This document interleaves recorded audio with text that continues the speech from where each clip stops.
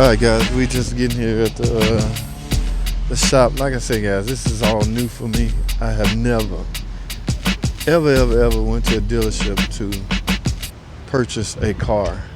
Okay. Mr. Henry? What that 200 at? You Yeah, you gotta go get it. Oh, good, man. Alright. How y'all doing?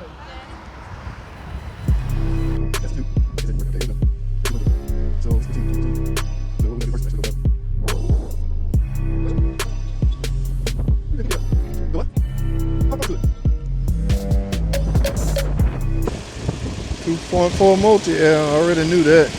And of course, guys, a 9-speed transmission, ZF transmission. So as far as under the hood go, I'm familiar with all of this. So this is not a factor.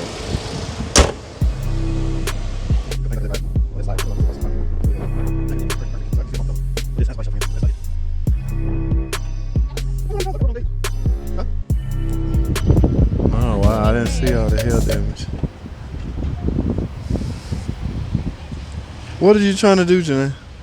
You don't have to go down on price. Huh?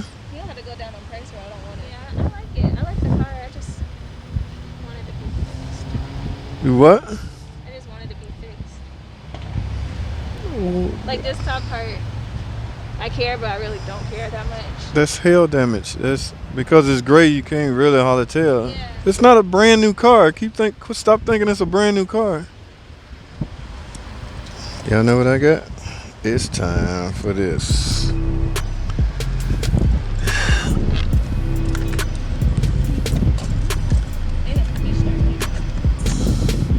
Oh, my keys can start the car. I'm about to check for any hidden fault codes, guys, that may be prevalent. Can't trick a tricker. Okay. So we're gonna do it like this. I just want to see if any hidden fault codes in here.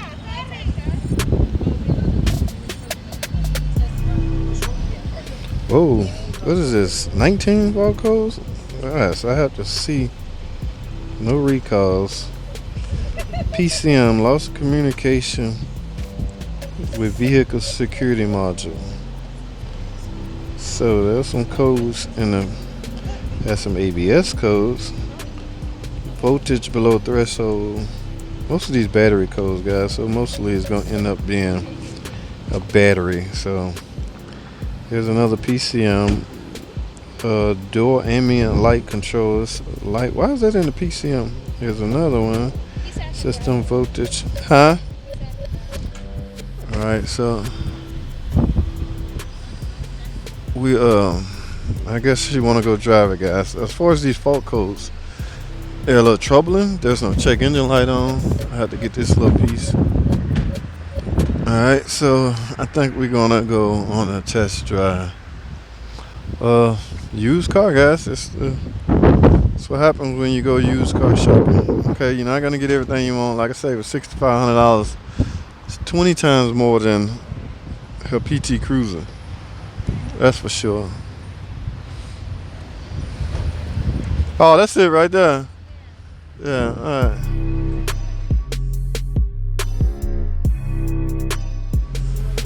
Alright, so we're gonna go on a test drive. That should be enough to turn the check engine light on. So why, with all these codes in the PCM, that should be enough to turn the light on, guys. And I'm not seeing a light, so what I'm gonna do is see if the bulb check. But now there's flash updates in the PCM, but when you see fault codes in a module and no light on, either the bulb out. Alright, we're gonna pull over and see if that bulb working, guys. Find somewhere to pull over tonight. Go to this gas station. So hold tight.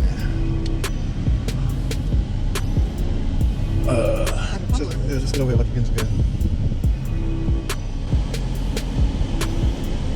Turn that, put it in park. Turn this off, and I'm trying to see if that check engine light You want me to step on the brake? Where's the check engine light? This? No, it's the yellow one. It comes on as a bulb check. Alright, so according to this, GCM sees a problem with 6 incorrect gear ratio, clutch 6 defective. So I need to go through all the gear ranges first, guys. So stay tuned. Alright. I need to drive this thing because, like I said, I need to go through all gear ranges, especially pay attention to 6th gear because that's the gear that the computer sees a problem with. So, like I said, we can live with the little small cosmetic thing, but powertrain, I'm not gonna live with because. All right, let's go for a ride.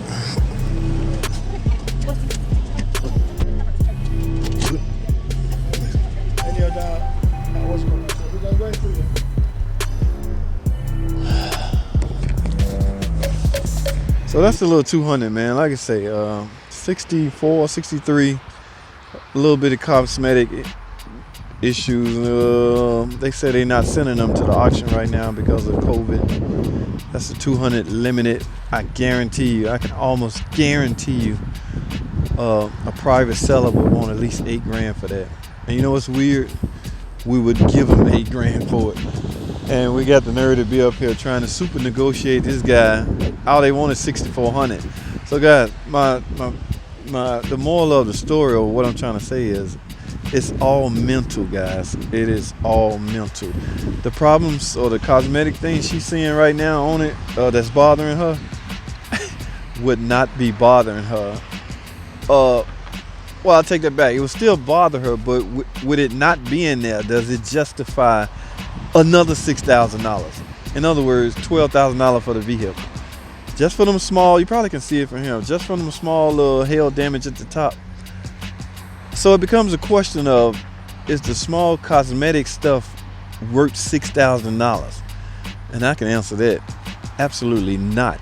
Okay, especially with me being a mechanic that work at a Chrysler dealer. Point is, with the car being $6,400, is it worth $6,000 extra? Or should you not buy it? 118,000 miles. Now, for me being a mechanic, the only thing that's bothering me is that fault code that was in the TCM.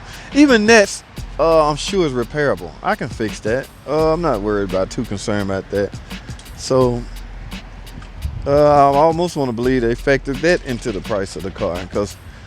But, the typical guy that go test drive it and find out if he want it, wouldn't know to plug in a scan tube. Wouldn't do what I did. I plugged in my scan tube before we went on the test drive, and I can see that is an advantage, guys. That is a big advantage that I have. Had I saw something like cat converter, and I know the cat converter $1,000, I probably would still purchase the car, but I would just try to get him to drop the price down even lower. So it's all about perception and what you already know, guys.